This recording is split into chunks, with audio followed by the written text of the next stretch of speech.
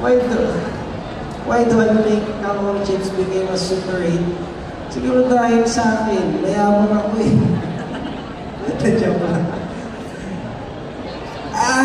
Yes, I think it's because of the human interest.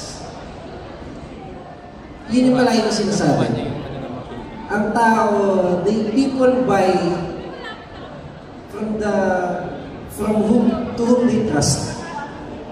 So, and I think CACO, first 2-3 years, nag-viral siya kasi dahil sa mga pinagagawa namin sa internet, diba? Because of those, of course, of all those who supported sa mga interviews, sa mga podcasts, na nagpakita na isang 17 years old kid can become a millionaire at just the age of 17, can help hundreds of employees, can help hundreds of farmers.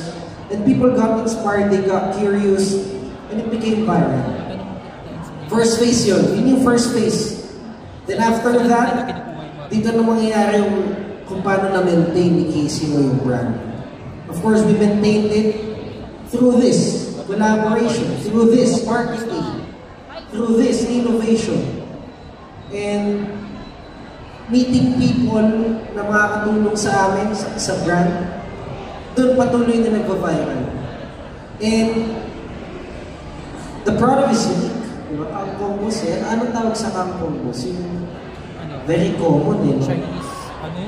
Very common, tapos nagawan mo ng something special. I think yun yung nagpa-hit sa kanya. Pero hindi ko na masyadong malaliman kung ba't pa siya nag-hit. Basta nag-viral siya, nag-hit siya. And right now, lalo pa yung mag-hit. Yun lang.